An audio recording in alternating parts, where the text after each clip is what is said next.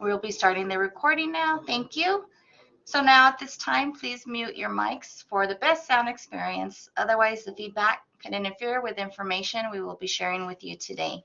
Without further ado, here is Mr. Carizales and Ms. Chuka for our session for today. Thank you.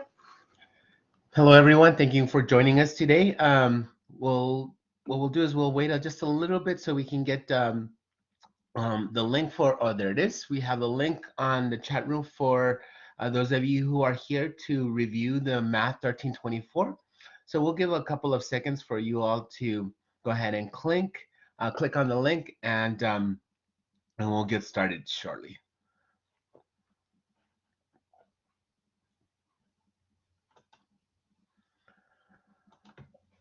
Very good. So again, welcome on back to the Friday Math Happy Hour. I hope you all had a good week after a well-deserved spring break. I'm sure all of you thought that we needed more than 1 week, right? But we're back again here to keep on doing math. So please, if you have any questions, please feel free to go ahead and raise your hand or put it on the chat, and we'll get to your questions. So today's session is about exponential and logarithmic functions. So let's go ahead and get started. And let's start by describing the book definition of exponential functions. So your book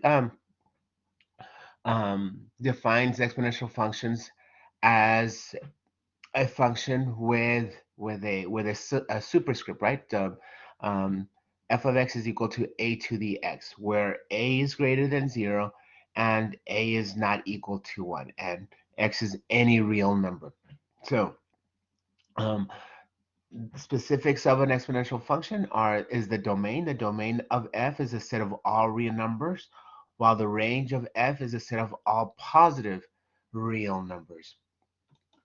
Okay, so before we start, and just so you can see how important exponential functions are, I want to introduce you with a riddle, with a little brain teaser, right?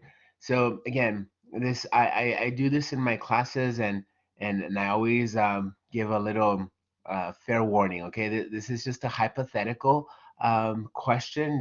I'm not gonna do this, or we're not gonna do this, but suppose that we ask you to choose between two money options, right? And the first option is that on the first day of class, we gave you 2 pennies. And on the second day of class, we gave you 4 pennies. And on the third day of class, we gave you 8 pennies. So what that means is that starting from the first day of class and thereafter, all the way up to the 31st day, we double the number of pennies.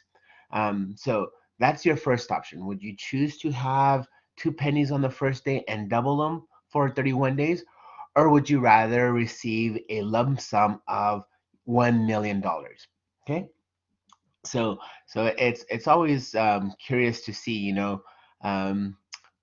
that most students will pick, oh well, I don't want pennies to start off with. I'd rather just take the $1 million right now, right? But if we were to mathematically evaluate this, day one we had 1 penny, the second day we had 2 pennies, and so on and so forth, where we are doubling the pennies. If we were to do the math for all 31 days, okay, basically what you would have to do, it would have this base of 2 with this superscript as 30. Okay, so we raise 2 to the 30th power, right? So if anybody has a calculator, or if you have one handy, I would ask you, go ahead and evaluate this on your calculator. What would you get, right? But again, I'm going to show you. So when I evaluated 2 to the 30th power on my calculator, I got this. It's like 1 billion, right? Supposedly pennies, but again, we're talking about pennies. For it to make more sense, let's convert the pennies into dollars. And to convert it into dollars, we just move the decimal place 2 places to the left.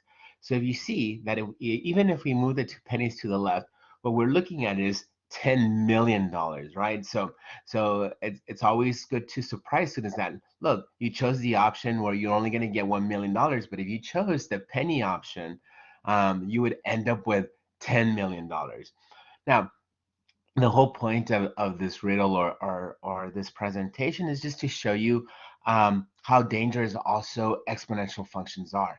Exponential functions, even though you might think they start small, like a penny or 2 pennies, over time, um, they increase very rapidly. Okay, so um, again, this riddle or this explanation is basically the our parent function that we'll be talking about a lot in this class today. Okay, so this exponential function is f of x is equal to 2 to the x. Okay, um, so just to review again a little bit more, on the graph of f of 2 of x, okay, we call the 2 the base, okay, and the x or the superscript is our exponent, hence why we call them the exponential functions.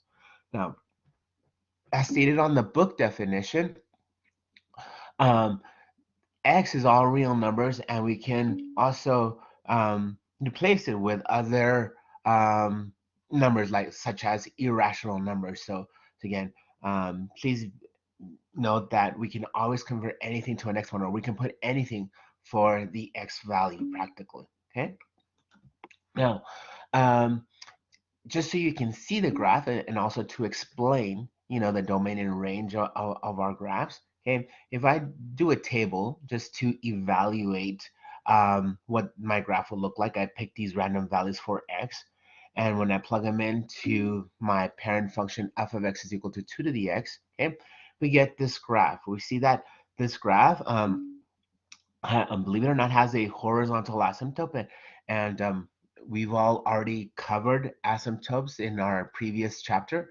So this has a horizontal asymptote um, at y equals 0. What this means is our graph is not going to cross this x-axis, right, for our parent function. So that's why on the definition that the book gave us for the range, it was all positive real numbers, right? This graph is all above the x-axis. But if you see, the domain still holds true. This graph, even though we don't have arrows to the left or to the right of it, it goes forever to the left and forever to the right. So it's all real numbers, or all real um, numbers.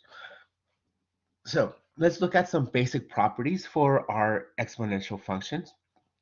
And the way we wrote it right here, it's just as an equation, right? Y is equal to a to the x, where again, a has to be greater than 1. So some basic properties of our exponential function. Um, in our particular parent function, or a to the x, it's going to have a y-intercept at 1, or as a coordinate point 0, 1. Okay, the graphs are continuous. It has no holes and no jumps. Again, there's no breaks on our graph. That's what continuous means, that we can draw the graph without lifting our pencil. Okay, the x-axis, again, as mentioned, it has a horizontal asymptote. And if the base a is greater than 1, then a to the x increases as x increases. If a is less than 1 but greater than 0, then a is going to decrease as x increases. Okay, so these are just some basic properties, and we'll see them when we do some of our examples. So again, to review the graph of an exponential function, the domain again is all real numbers, or an interval notation from negative infinity to positive infinity. Our range is from 0 to positive infinity. Again, this is also an interval notation, and we're using parentheses because, especially for the 0, we have a horizontal asymptote at y equals 0, so we cannot include 0, so we denote it with that parentheses. Our y-intercept again is at 0, 1. This graph, again, we read graphs just like the way we read books. We read them from left to right. So we see that this graph, as we look at it from left to right, the graph is increasing, right? So um, the x-axis, again, has a horizontal asymptote, and it's continuous. Again, continuous means that there is no holes or gaps in our graph. All right. So if we look at this example, where our exponent is a negative x, um, I also want to remind you that I can use my properties of exponents, that I can rewrite this negative x as 1 over 2 to the x. Okay, so these two are equal to each other. So please don't think these are two different functions. These are equivalent functions. And if I were to look at the properties for this particular function, 2 to the negative x, again, my domain is not going to change. It's from negative infinity to positive infinity. My range is still the same as well. It's from 0 to infinity. I still have a y-intercept at 0, 1, but on this one, it's decreasing, right? Again, I'm reading my graph from left to right, and as I read it from left to right, my graph is going down, getting closer and closer to 0. Again, it's going to get very, very close to 0, but it will never cross or touch my horizontal asymptote. Um, the x-axis, again, is a horizontal asymptote, and again, this graph is a continuous graph, okay? All right, so let's look at changing the base. How is this going to change my function? So if I'm looking at this function of 3 to the x, okay, so now my base is 3. So let's go ahead and do a table and take a closer look at what's happening to our graph. Okay, so if I pick points and graph them, again, these are a few points just to see what f of x equals to 3x looks like. Again, this is a much better picture. This is from, a calculator. What you would see is that when we change the base, we actually are going to make our graph grow much faster. Think about it this way. Let's go back to our riddle. If 2 pennies a day doubled, gave you, more than $10 million, well, what would happen if I gave you 3 pennies and double that? Well, you would get more money, right, after 30 days. So that's what the base is going to do. If you increase the base, again, you're going to make the graph increase faster or give you a larger value at the end. Okay, so let's look at this one.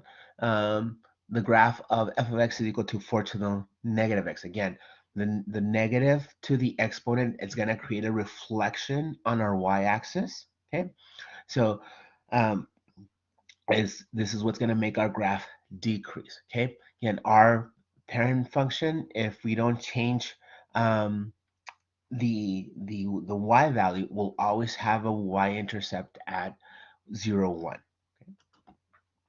All right, so let's look at some more exponential properties for our functions. Okay, so let's look first at the product rule or the product law. Okay, so this says that if I have two exponential equations and I'm multiplying them that have the same base, well, this was going to give me the base, but I'm going to add the exponents. Okay, so and you've done this before in your work. As an example, if I have x times x, well, I'm going to get x squared, right?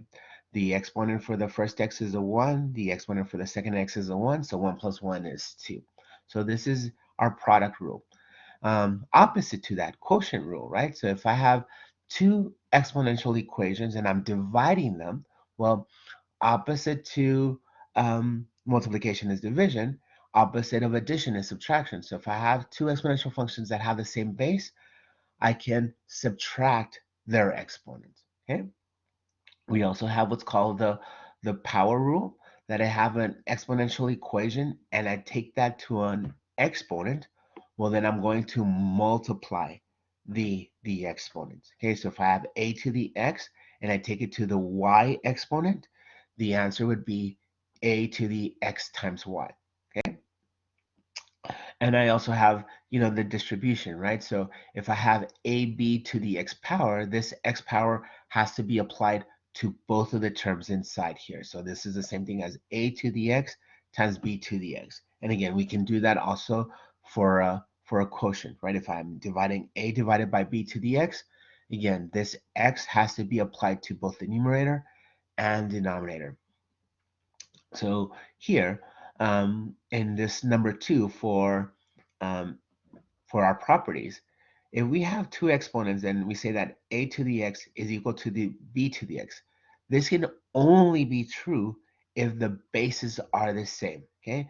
And not only do the bases have to be the same, but the exponents have to be the same. So for two exponential equations to be equal, they have to have the same base and they have to have the same exponent. I think that's pretty straightforward. Um, so this explanation, as far as that, for two exponential equations to be equal, they have to have the same base and have to have the same exponent, is one of our properties that's called the one-to-one property. And this property is going to be very, very useful to solve our exponential equations. And we'll see some examples of that right now. So let's look at this example. Solve the equation for x. So if you see here, I have two exponential equations, one on the left and one on the right. The first one on the left has a base 10, and my exponent is 2 minus 4x. And the one on the right has a base 10 also, but the exponent is 6x minus 1. So I can use, so the question is, can we use our one-to-one property? And the answer would be yes. And the reason for that is because both of these exponential equations have the same base. Since they're both have the same base, I can use my one-to-one property that says, for these two equations to be equal, then the bases are the same, which is what we have, but then the exponents have to be equal to each other. So we can do that. We can bring down the exponential part, the 2 minus 4x, and set it equal to the other exponential part, which is the 6x minus 1. And now it just becomes a simple algebra to solve for x, right? So um, I always like to move everything that has a variable to the left and everything that just has a number to the right. So here, the 2, I would move it to the right by subtracting 2 on both sides. The 6x, I want to move it to the left, so I would move it to the left by subtracting minus 6x on both sides. And when I add these together, I get minus 10x is equal to negative 3. So the last thing that I need to solve for x is divide both sides by a negative 10. And when I do that, a negative divided by a negative is a positive, and 3 divided by 10 is just 3 over 10. Okay, so I was able to solve for x using my one-to-one property. Okay, again, if you have any questions, please let me know. If you need me to slow down, please let me know as well. Okay. All right, so let's look at this one. Solve the equation for x. Uh-oh. So on one side, we have an exponential equation, a base 4, with an exponent of x plus 1, but it's equal to just a number. So can we use our one-to-one property? Let me tell you, the answer would be yes, because what we can do is we can convert that 64 into an exponential equation, not just any exponential equation. We can convert it into an exponential equation that has actually a base 4. So um, one way we can do this is, again, we rewrite the 64 with a base 4. Now, if for some of you, if you can't see it, that 4 to the third is 64, what I usually tell my students is, look, do a factor tree to get the desired outcome, or see if we can do it. So the way I help my students get the same base is, again, doing a factor tree. And what I tell them is, okay, grab the number 64, and I want a base 4. So I can divide by 4 because this is an even number. So what I'll do is I'll divide by 4 to this um, number. So 4 will go into 6 one time, remainder 2.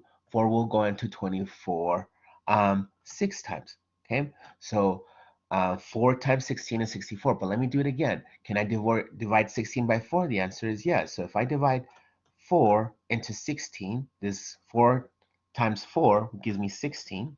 So hence, 64, the building blocks of 64 are 4 times 4 times 4. Okay, so that means 4 cubed, and here it is, right?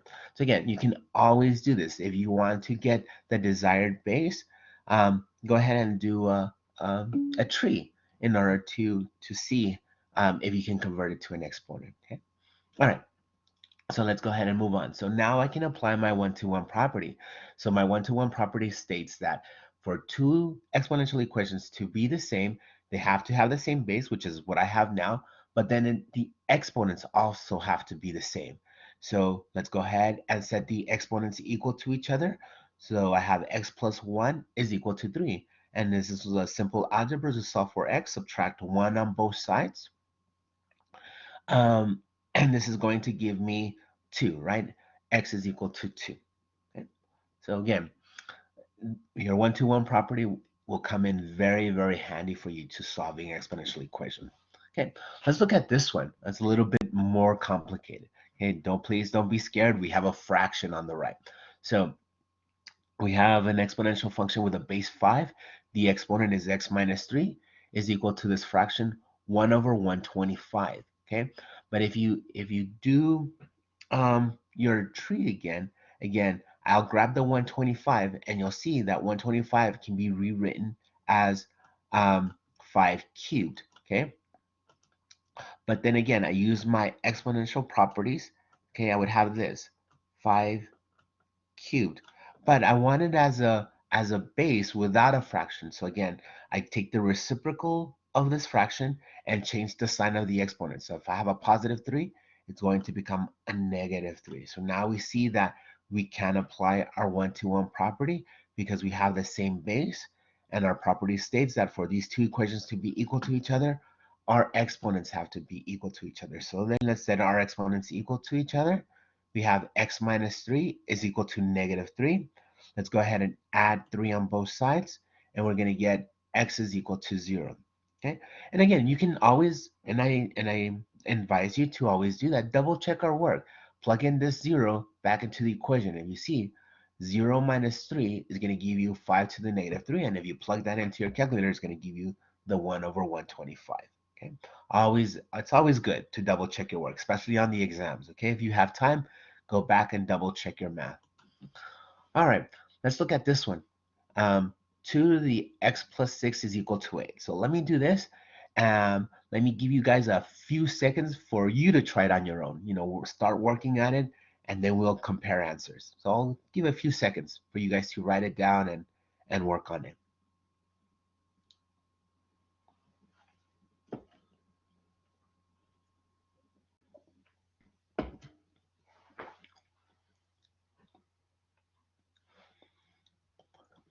All right, so keep on working. Let me go ahead and start working on it myself. So again, I see the 8. Oops. Let me get my pen. So again, I see my 8, and I may not know how to convert it into an exponent, but I know that I want my base to be a 2. So what I'm going to do is I'm going to divide my 8 by 2. So 8 divided by 2 is 4. Oh, I can divide my 4 into 2 again. So 2 divided by 4 is 2. So I see that the building blocks of 8 can be written as 2 times 2 times 2. So I can rewrite my 8 as 8 cubed, right?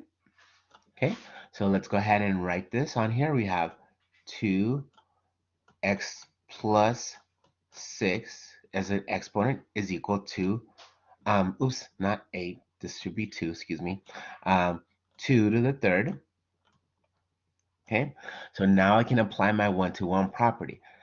Because I have the same base for both, I'll just set my exponents equal to each other. So I have x plus 6 is equal to 3.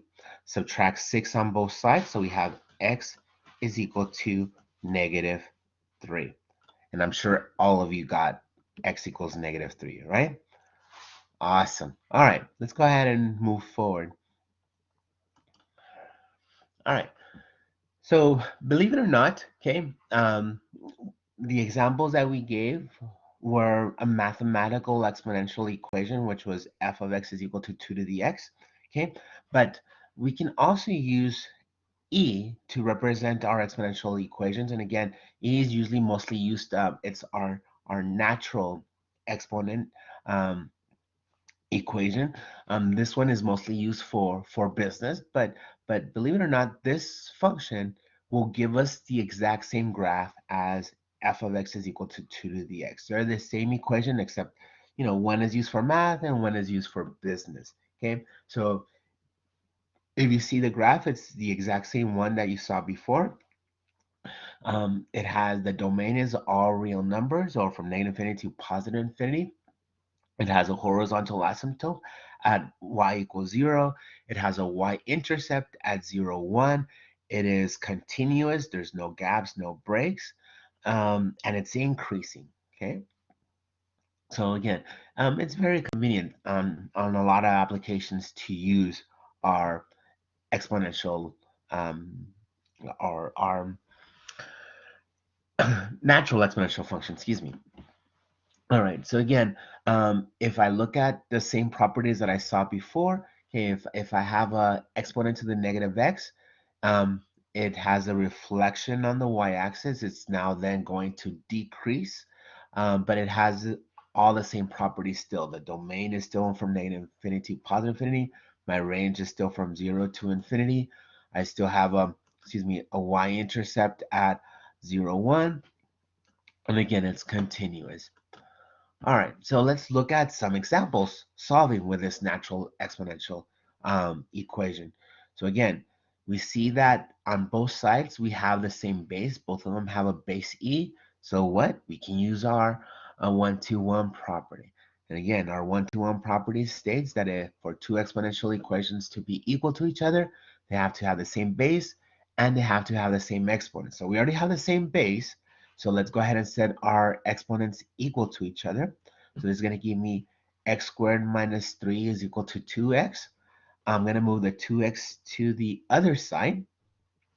Okay, so one of the things that you should notice is that we're going to have a two x's, one with a square and one with the x. Okay, so what this means is we're going to have a quadratic equation on in our hands, and hopefully this won't bother us, because again, chapter 2 was all about solving quadratic equations, and there's several ways we can solve for it. Again, um, for me, my number one choice to do is or to solve for a quadratic equation is to factor it, but also you can use your quadratic formula. Okay, so on this particular problem, again, I love to factor, so let's just go ahead and factor x squared minus 2x minus 3, and I know that I can factor this with x minus 3 times x plus 1. So I can use my zero property that says that for this product to be 0, either x minus 3 has to be 0 or x plus 1 has to be 0.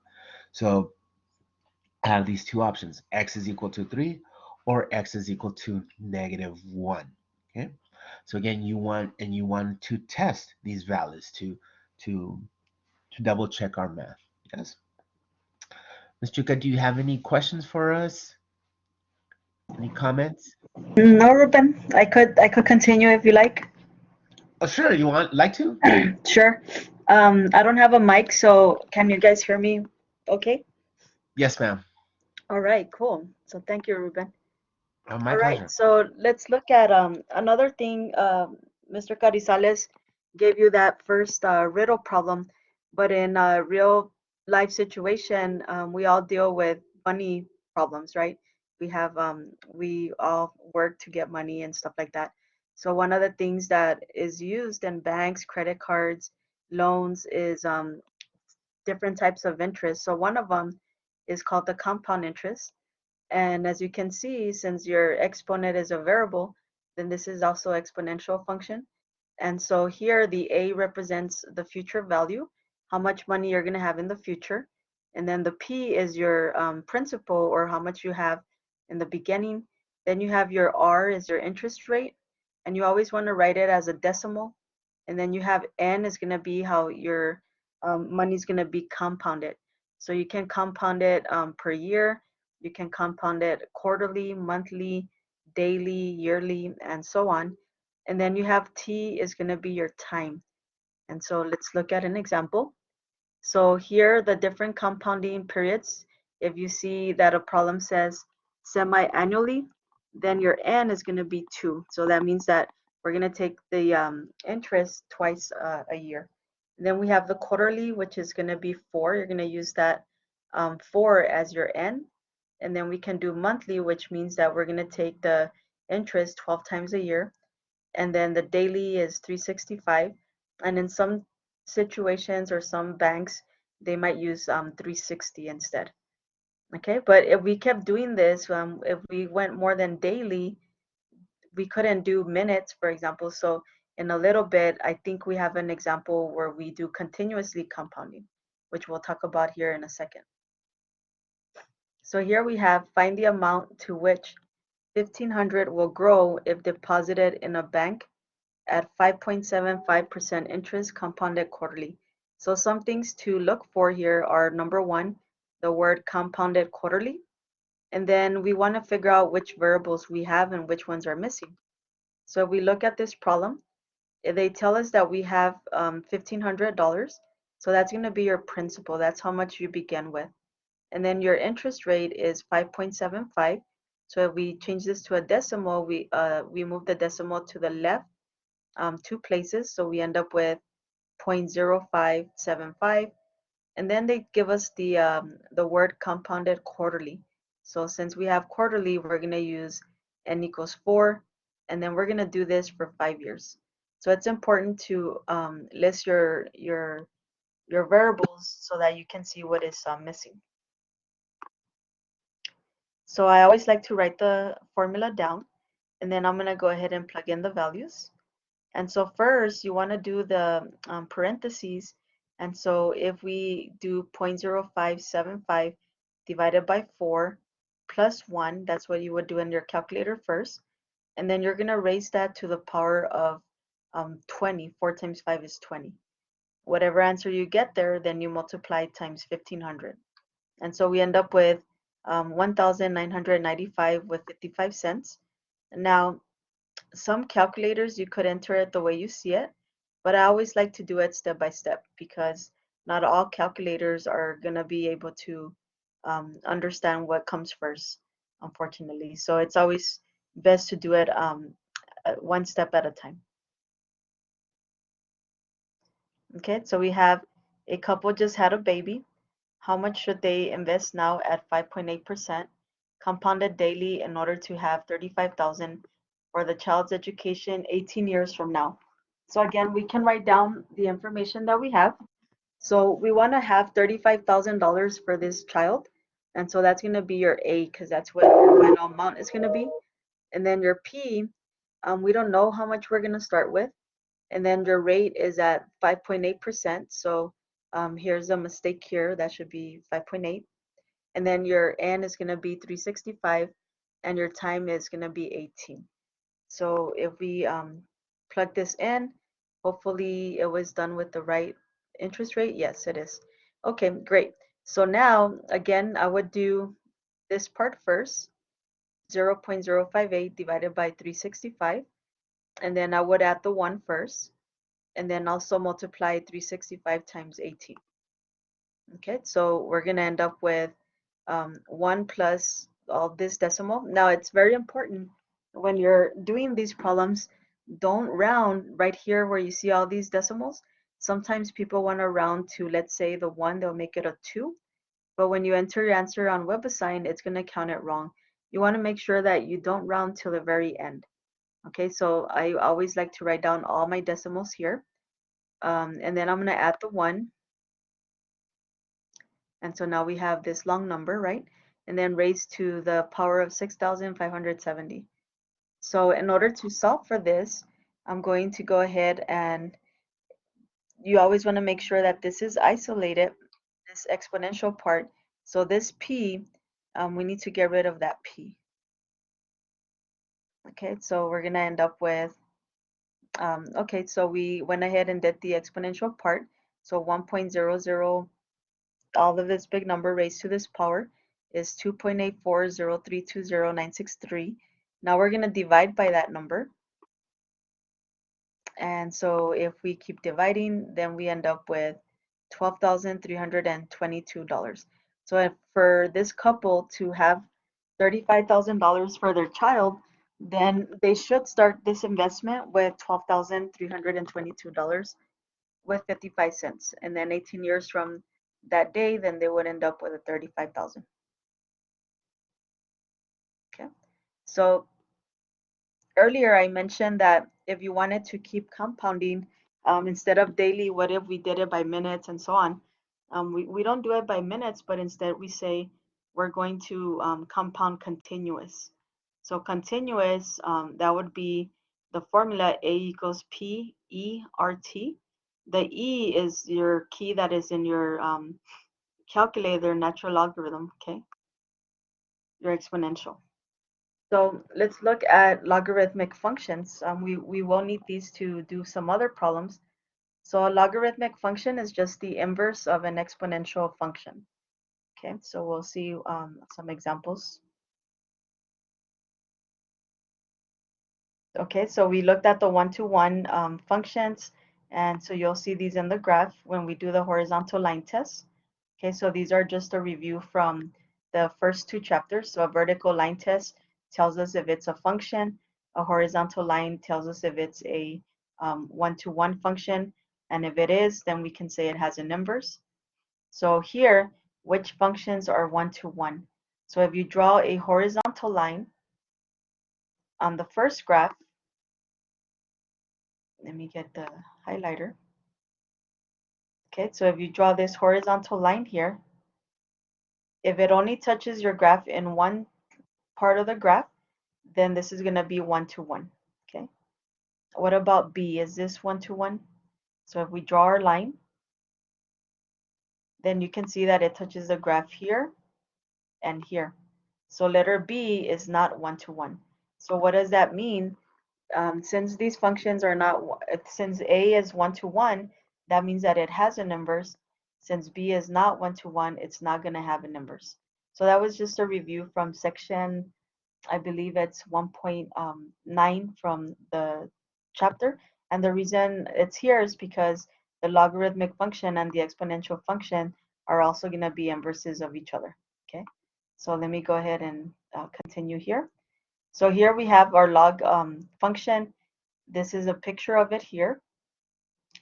So notice that the exponential, or this is a picture of our exponential function. And is this function one-to-one? So we did the horizontal line test. You could see that it passes the horizontal line test. So it is going to be one-to-one. Okay. So we need to find its inverse. So the inverse, I've been saying it's the logarithmic function. But let's go ahead and continue here. So in section 1.9, we learn how to find the inverse.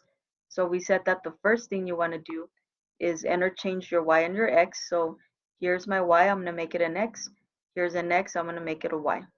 So there's no way to algebraically solve for this. And so what we want to do here is we end up calling this y the logarithmic function with base 2. In a little bit, or probably by next week, we'll learn ways on how to solve problems like this. Okay? So this is important right here. Let me highlight it here for you. Log 2x equals to y. This is true if and only if x is equal to 2y. So I want to highlight some things here. In our exponential function, which is on the right side, the 2 is your base. In the log function, this little number down here after the word log, that's your base. Okay. The exponent is the y here, and the log is always going to be equal to your exponent. So if you remember that statement, the log is always equal to the exponent. It's going to help you in the problems we're going to do here in a second.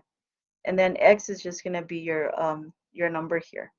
Okay, so notice in the next pages, let me go ahead and just go to the next one here.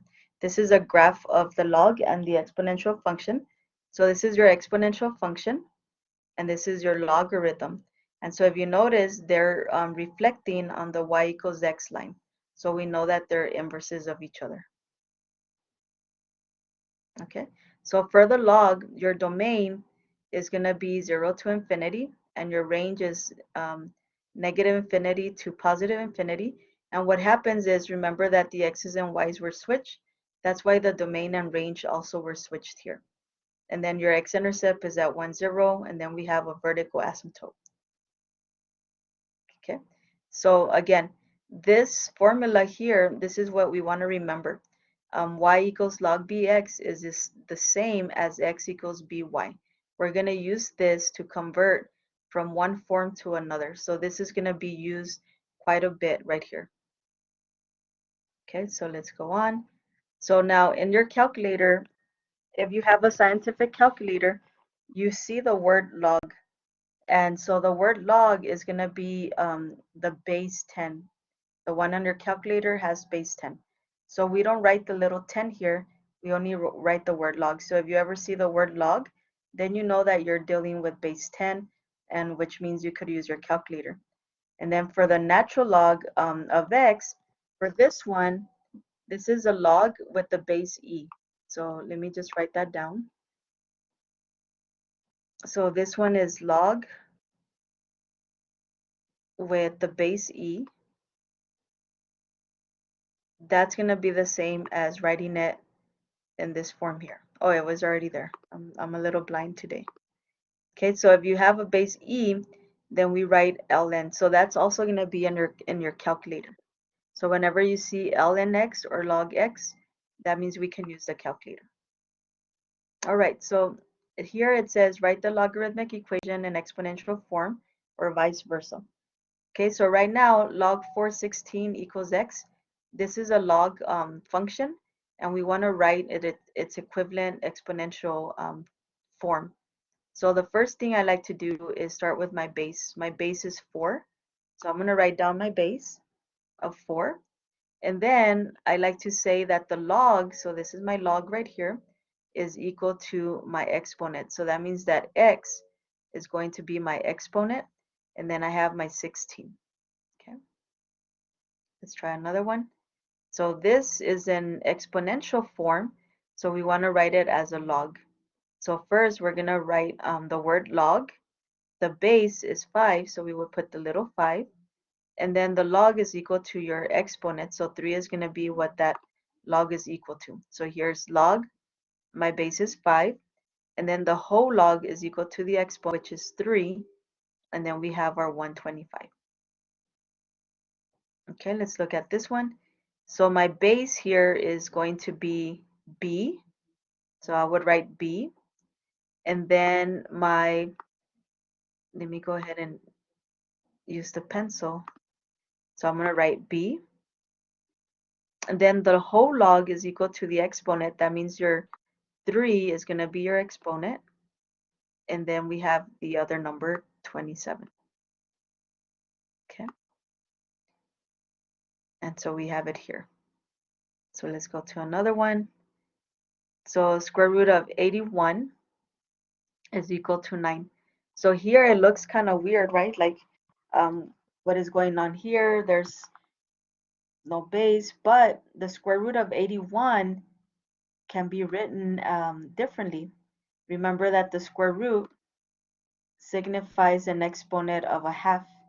So now I have 81 raised to the half power is equal to 9. So we can see what the base is here, 81. So log 81, and then the exponent is a half, so that's going to be on the right. So we have 9. Okay, so let's look at some properties that we're going to be using. And so these are for any base, but they also work for base 10. And so if you have log a of 1 is equal to 0, so log a of 1 is equal to 0, and the reason is if you convert this logarithm to an exponential function, you would have a raised to the 0 power, which is equal to 1. Okay, so log a of a is equal to 1, and again, the reason is, let me go ahead and write it here really quick. So let's say you have log a of a, and you wanted to know what is this equal to. I'm going to call it x. Then here a, if we change it to exponential form, we would have a to the x is equal to a. So in order for this to be the same, then we can see that this here is going to have to be x so that these are the same. And so here we have log a of a to the x is going to be equal to x. And so we're going to end up with this form here. Okay, So if you change it, we're going to end up with this. And then the last one here, log a of x is equal to log a of y. If you have the same base, then we can use the one-to-one property, which is x is equal to y. So these properties, some of them we're going to use more than others. And then you can use one or another. You can use the one that you prefer, but you're going to see quickly that there's really 2 or 3 that we use most of the time. So it says use properties to solve log 3 of 127. And so what we're going to have here is we don't know what it's equal to. Okay. So what we can do is we can change it to, there's more than one way to solve it. So one way is to change it to exponential form. So if you write this as an exponential form, then we would get 3 to the question mark, right? Because the log is equal to the question mark of 1 over 27. Then we can apply the one-to-one property so that we have the same base. So 1 divided by 27 is the same as 3 to the negative 3. So what does that question mark have to be in order to have the same thing on the right side? Well, the question mark is going to have to be negative 3. Since we apply the one-to-one property, then we say the question mark is equal to negative 3. Okay, so that's one way to do that. Now we use properties, then we can rewrite the 127 can be rewritten as 1 divided by 3 to the power of 3. And then we can also rewrite it so that we don't have a fraction, log 3 of 3 to the negative 3. So if you have base 3 and a base 3 here, which of the properties will look like that number? Okay, so here we have the base, the same base a and the same base a raised to an exponent, and the answer was the exponent. So I have a base that is the same, so my answer should be the exponent. Okay, so this is going to use this property, and so our answer is the exponent. So it depends which method you prefer. So we can try another one here. So we have log pi of pi to the 5th power. So again, the first way to do this is to change it to an exponential function, or you can use the properties. So you have a base of pi and a base of pi. So if we look at our 4 properties here, we have the base a and the base a. So the answer is going to just be that exponent. So my answer here is just going to be 5. Okay. So let's try this one. Log 7.5 raised to the 1st power. Again, you could change it to exponential form and work it out that way, or we can look at these properties. And so here we have this property, or this problem looks a lot like this one, right? So you have log of some base, log of 7.5 of 1, and you have your 1. And so your answer is just going to be 0. Okay. Let's try this one. Log of 90 and 90. And so that looks like property number 2, right? So you have the base and a base, but the exponent that you have for this is only a 1, or we don't see an exponent because it's 1. So your answer just comes out to 1. So if your 2 bases are the same here, and you don't, the exponent, there's really an exponent of 1 here. So that's why it comes out as a 1. So here we have 3 log 3 of 8. Notice that the base 3 is the same as this base. And so we're working with this property number 3. And so your answer is just going to be that number 8. Okay, so let's go ahead and solve this one. Using the definition of logarithms, can you solve this example? So here I have log b of 1000 equals to 3. Anytime you're solving equations, one of the things you can think about is if something's written as a log form, ask yourself, can I write it as an exponential function? And maybe it'll be easier to solve, or vice versa. If it's an exponential function, ask yourself, can I write it as a log? Because sometimes if you are able to convert from one to the other, then you'll be able to get your solution a lot quicker. So here, this is a log, so my base is b. So I can change it to an exponential function. And so since the log is equal to 3, I'm going to have b to the 3rd power is equal to 1000. and then we can solve for b. Okay, so the 10 here, I can write it as 10 cubed.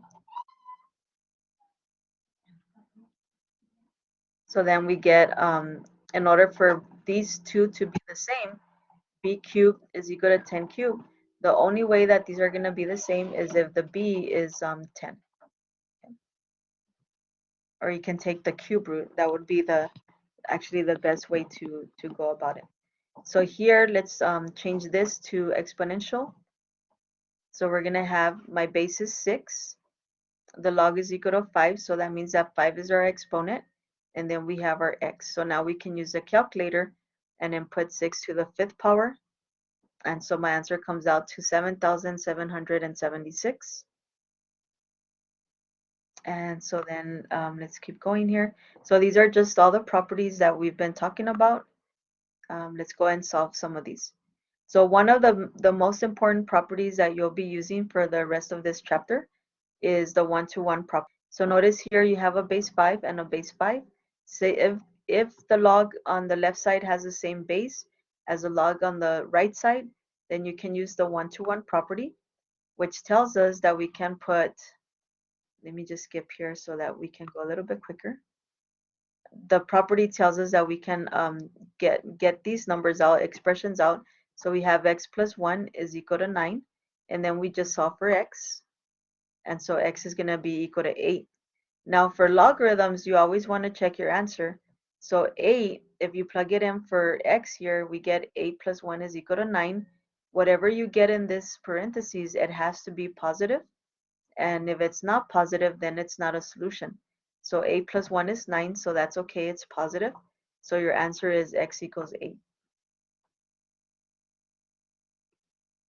Or x equals, okay, so let's look at this one here. So the base here on the left side is 10, and the base on the right side is 10. So we can use the one-to-one property, which is property number 8. And so we're going to set 17 is equal to x squared plus 8. This is quadratic, so we can subtract 17 on both sides. And so now it's quadratic, so we can use, or let me see, no, it's not, well, it's quadratic, but let's simplify further. So 8 minus 17 is 9. So I can use the square root property. I'm going to add 9 on both sides, and then I can take the square root. So I get x is equal to plus or minus 3, but we want to check our solutions. So if I plug in a positive 3 for my x squared, I will get 9 plus 8 is 17. That's okay. If I plug in a negative 3, then I get 9 plus 8, which is 17, and that's okay. So both of these are solutions. Okay. So let's try this one here. So again, the natural log is the same as the natural log over here. They both have base e. So we can set x squared minus 3x is equal to 18. It's quadratic, so I'm going to take the 18 to the same side. And now we can factor or use the quadratic formula. So I'm going to factor. And when I factor, I get x is equal to 6 and x is equal to negative 3. So again, we need to check our solutions. So if I put 6 in for my x here, I get 6 squared is 36 minus 18. That's going to be positive. If I put negative 3 in here, I'm going to have negative 3 squared is 9. And then 3 times negative 3 is a negative 9, right? And then you have the 9 here. So what happens there? Let's see, what do we get? Oh, let me go back. So here we would have a positive 9 and a positive 9. That's going to be 9, hold on here, 9 plus 9, which is 18, so we're good. So both of these are solutions. Okay, I was hoping to get one that doesn't work so that you can see what I mean by not a solution. Okay, so if we look at here at this problem, we have log 4x plus 6 plus log 4x minus 6 is equal to 3.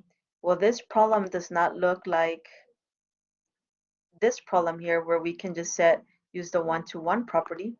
So whenever we run into a problem like this, then the next sections are going to help us to solve this type of problem. So we won't be able to use that, okay? But just really quick, I know I have about 5 minutes, but I didn't have an example of a no solution. So let me just explain what I mean by checking your answers. So let's pretend that I had x is equal to -2 was my solution for this problem. It's not the solution, but let's say that it was, okay? When you go back to check your work, if you plug a -2 for this x, then you would have -2 plus 6 is a +4. And that's okay because, I mean, -2 plus 6 is a +4, and that's okay because it's positive. But when you plug it in on the second x, you get -2 minus 6, and that would give you a -8.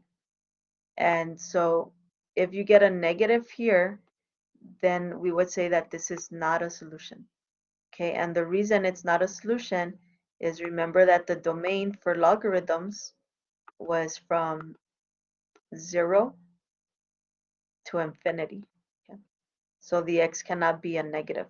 That's why it's important to check your solutions. So on next week, what we're going to do is we're going to look at these section 3.3 and 3.4 and 3.5, I think, and we're going to be looking at the properties to help us solve equations that look like this type of problem. Okay, so that was it for today. So if you have any questions, feel free to stay here and we will answer your questions. We do have some tutors here as well that are available. And thank you for coming. Please make sure you fill out the survey. And Mr. Carizales, I don't know if you have anything else to add. If No, not, then thank you. we'll Great job. pass it over to the other staff that are here helping us. Alrighty, awesome. Thank you so much to Mr. Carizales and Ms. Chuca for presenting some great material today. I do want to thank the audience for coming and being a wonderful audience. We hope you've been having a wonderful spring semester, and just know that online tutoring is here and there are some tutors that can assist you if you have a couple of questions. We're currently sharing next week's TVE events, Fridays 1 p.m. With academic success. Trio will be having a presentation at 1 p.m. and then again we'll be back at 3 p.m. to cover more properties of logarithms and exponential functions. So hope to see you next week.